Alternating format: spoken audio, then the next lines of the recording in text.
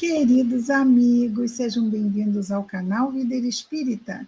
Meu nome é Cristina Brito e este é o programa Escuta que aí vem história. E aqui, todas as semanas, nós vemos uma história. Ouvimos uma história do nosso querido irmão X, Humberto de Campos, que nos foram todas elas contadas através da mediunidade de Chico Xavier. Atualmente estamos vendo as histórias reunidas no livro Luz Acima, publicado pela Federação Espírita Brasileira. A nossa história de hoje é a história de número 3, e o título é Pequena História do Discípulo. Pequena História do Discípulo. Vamos então, falar da trajetória de um discípulo. E irmão X, o nosso Humberto de Campos, começa contando-nos assim. Quando o mestre visitou o aprendiz pela primeira vez, encontrou-o mergulhado na leitura de informações divinas. Viu-o absorvido na procura de sabedoria e falou, o mestre para o discípulo. Abençoado seja o filho do conhecimento superior. E passou à frente, entregando-o aos cuidados dos seus prepostos, dos seus mentores. Voltando mais tarde a revê-lo, surpreendeu-o inflamado de entusiasmo pelo maravilhoso. Sentia-se dominado pelas claridades da revelação, propondo-se estendê-las por todos os recantos da terra. Queria ganhar o mundo para o Senhor Supremo, multiplicava promessas de sacrifício pessoal e interpretava, teoricamente, a salvação por absoluto serviço da esperança contemplativa. Contemplativa. Não envolve arregaçar as mangas e trabalhar, não é? O companheiro eterno, o mestre, e aqui é claro que a referência, os discípulos, podemos ser quaisquer um de nós, não é? E o mestre é o nosso mestre amado, e a revelação divina é a palavra de Deus. O mestre, então,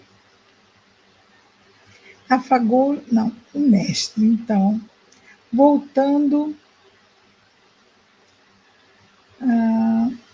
o mestre, então, afagou-lhe a fronte sonhadora e disse, louvado seja o apóstolo de ideal.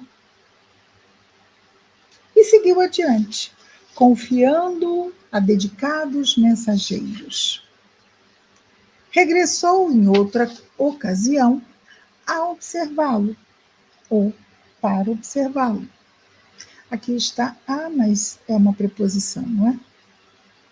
E registrou-lhe nova mudança. Guiava-se o aprendiz pelos propósitos combativos, por meio do conhecimento e do ideal que adquiria, presumia-se na posse da realidade universal e movia guerra sem sangue a todos os semelhantes que não lhe pisassem o degrau evolutivo. Gravava dísticos incendiários. Os dísticos são os lemas, não é? São aqueles lemas que buscam mobilizar as massas, criar impactos, pensamentos, frases impactantes que expressam determinado pensamento. São dísticos. Então, ele gravava dísticos incendiários nos seus efeitos, é claro, a fim de purificar os círculos da crença religiosa.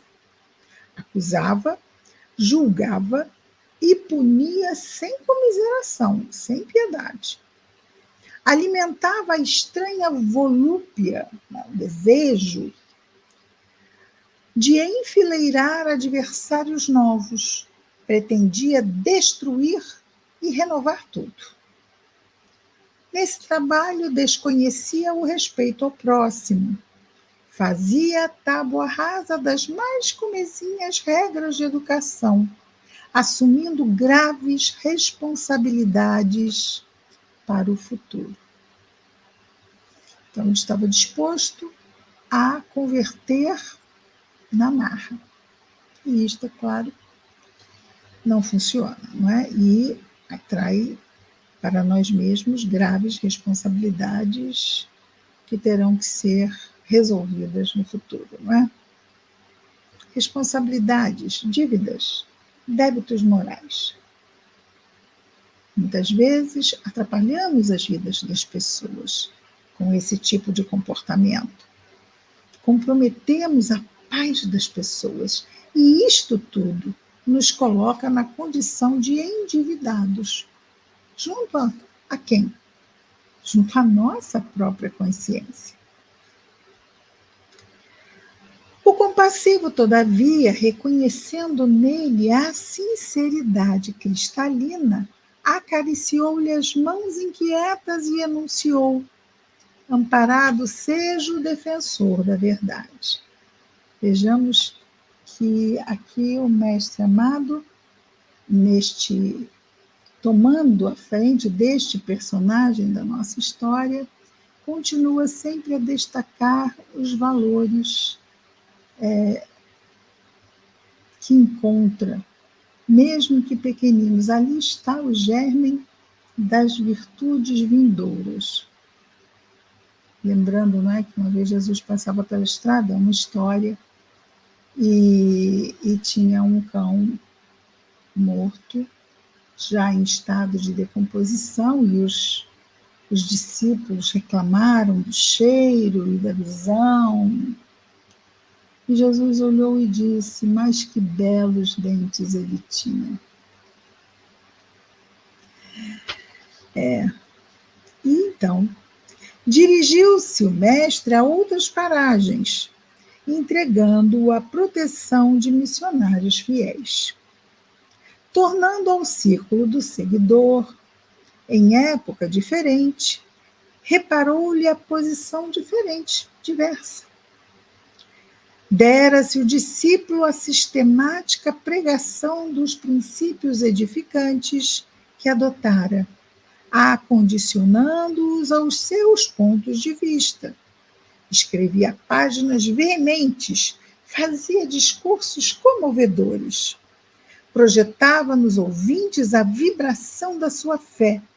Era condutor das massas, herói do verbo primoroso, falado e escrito. O instrutor sublime abraçou-o e declarou: iluminado seja o ministro da palavra celestial. E ganhou rumos novos, colocando-o sobre a inspiração de valorosos emissários. Escoados alguns anos, retornou o magnânimo e anotou-lhe a transformação. O aprendiz exibia feridas na alma. A conquista do mundo não era tão fácil, refletia ele com amargura, o discípulo. Embora sincero, fora defrontado pela falsidade alheia. Desejoso de praticar o bem, era incessantemente visado pelo mal. Via-se rodeado de espinhos, suportava calúnias e sarcasmo. Alvejado pelo ridículo, entre os que mais amava, trazia o espírito crivado de dúvidas e receios perniciosos. Era incompreendido nas melhores intenções. Se dava pão, recebia pedradas. Se acendia a luz, provocava perseguidores das trevas. Lia os livros santos à maneira do faminto que procura alimento. Sustentava seus ideais com dificuldades sem conta. Ensinava o caminho superior, de coração dilacerado e pés sangrando. O sábio dos sábios enxugou-lhe o suor copioso e falou: amado seja o peregrino da experiência. E seguiu estrada fora, confiando-o a carinhosos benfeitores. Retornando tempos depois, o Salvador assinalou-lhe a situação surpreendente. Chorando por dentro, reconhecia o discípulo que muito mais difícil que a conquista do mundo era o domínio de si mesmo. Em minutos culminantes do aprendizado, entregara-se também a forças inferiores. Embora de pé, sabia, de conhecimento pessoal, quão amargo sabor impunha o lodo da boca. Cedera muitas vezes às sugestões menos dignas que combatia. Aprendera que era fácil ensinar o bem aos outros. Era sempre difícil, porém, e doloroso edificar o bem em si mesmo. Ele, que condenara a vaidade, o egoísmo, a volúpia e o orgulho, verificava que não havia desalojado tais monstros de sua alma. Renunciava ao combate posterior, a fim de lutar consigo muito mais. Vivia sob a pressão de tempestade renovadora, ciente das fraquezas e imperfeições de si mesmo, confiava acima de tudo no Altíssimo, a cuja bondade infinita submetia os torturantes problemas individuais por meio da prece e da vigilância entre lágrimas. Vigilância e prece. Lembra? Jesus sempre. Vigiai e orai, a fim de não cairdes em tentação. O divino amigo secou-lhe o pranto e exclamou: bendito seja o irmão da dor que santifica. E seguiu para diante, recomendando-o aos colaboradores celestiais. Anos decorridos, regressou o misericordioso e admirou-lhe a situação diversa. O discípulo renovara-se completamente. Preferia calar para que os outros se fizessem ouvir. Então, ele preferiu agora escutar mais, falar menos. Analisava as dificuldades alheias pelos tropeços com que fora defrontado na senda, no caminho. A compreensão em sua alma era doce e espontânea, sem qualquer tendência à superioridade que humilha. Via irmãos em toda parte e estava disposto a auxiliá-los e socorrê-los sem preocupação de recompensa. Aos seus olhos, os filhos de outros lares deviam ser tão amados quanto os filhos do teto em que nascera. Entendia os dramas dolorosos dos vizinhos, honrava os velhos e estendia mãos protetoras às crianças e aos jovens. Lia os escritos sagrados, mas enxergava também a eterna sabedoria da abelha. A abelha operosa, na nuvem distante também, passou a ver a sabedoria. No murmúrio do vento, também. Regozijava-se com a alegria e o bem-estar dos amigos. Regozijar, felicitava-se. Tanto quanto lhes partilhava os infortúnios. Inveja e ciúme, despeito e cólera não lhe perturbavam o santuário interior. Não mais. Não sentia necessidade de perdoar, porque amava os semelhantes como Jesus lhe havia ensinado. Orava pelos adversários gratuitos do caminho, convencido de que não eram maus, e sim ignorantes e incapazes.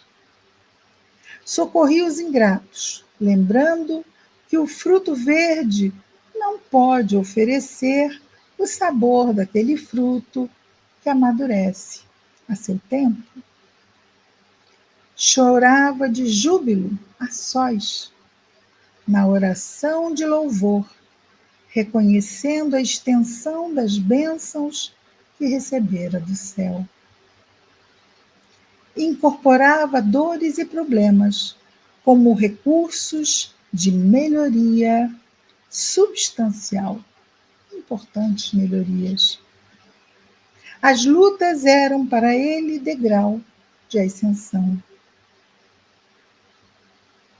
Degraus, né? As lutas, degraus de ascensão. Os perversos, ao seu olhar, eram irmãos infelizes, necessitados de compaixão fraternal. Sua palavra jamais condenava. Nossa, que mudança, não é? Vamos acompanhando este irmão através, provavelmente, de muitos séculos. Sua palavra jamais condenava, seus pés não caminhavam em vão. Seus ouvidos mantinham-se atentos ao bem. Sintonizava sua mente com a esfera superior. Seu maior desejo agora era conhecer o programa do Mestre e cumpri-lo. Pregava a verdade e ensinava a quantos procurassem ouvi-lo. Entretanto, experimentava maior prazer em ser útil. Guardava, feliz, a disposição de servir a todos. Sabia que era imprescindível amparar o fraco para que a fragilidade não o precipitasse no pó. O frágil, não é? E ajudar o forte, também queria, a fim de que a força mal aplicada não o envilecesse. Ou seja, buscava ajudar o forte para que a força não chegasse ao ponto de endurecer seu coração do forte que ele queria ajudar. Conservava o conhecimento, o ideal, o entusiasmo, a combatividade em favor do bem, a experiência benfeitora e a oração iluminativa. Todavia, acima de tudo, compreendia a necessidade de refletir a vontade de Deus no serviço ao próximo. Suas palavras revestiam-se de ciência celestial. A humildade não fingida era a gloriosa auréola em sua fronte, não é? Aqui, na testa. E por onde passava, agrupavam-se em torno dele os filhos da sombra, buscando em sua alma a luz dos que amam, quase sempre sem entender. O Senhor, encontrando em semelhante estado, estreitou-o nos braços de coração a coração proclamando: bem-aventurado o servo fiel, que busca a divina bondade de nosso Pai. E desde então, passou a habitar com o discípulo para sempre.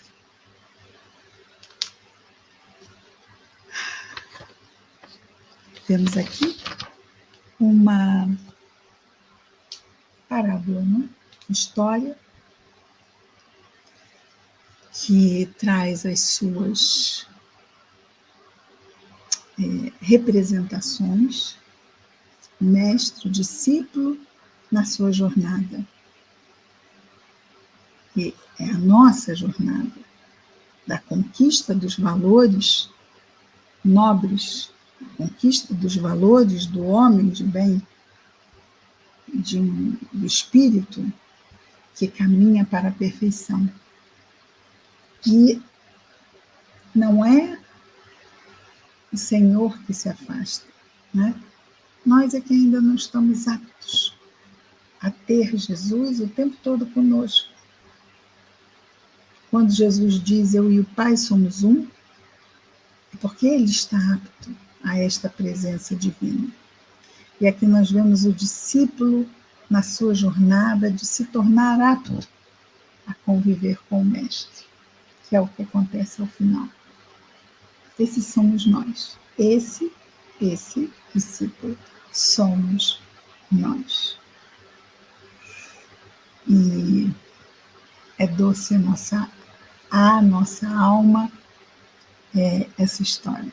Vejamos, o discípulo não tem nome. Em todas as histórias, Humberto de Campos começa dando um nome ao personagem principal. Mas o personagem principal dessa história é cada um de nós. Portanto, com o coração cheio de alegria por mais essa história, gratos pela presença dos amigos e pelo nosso Humberto de Campos, o nosso Chico Xavier e Jesus que nos possibilita isso tudo. Semana que vem estaremos aqui de volta com mais um programa Escuta que aí vem história. Até lá, muita paz a todos.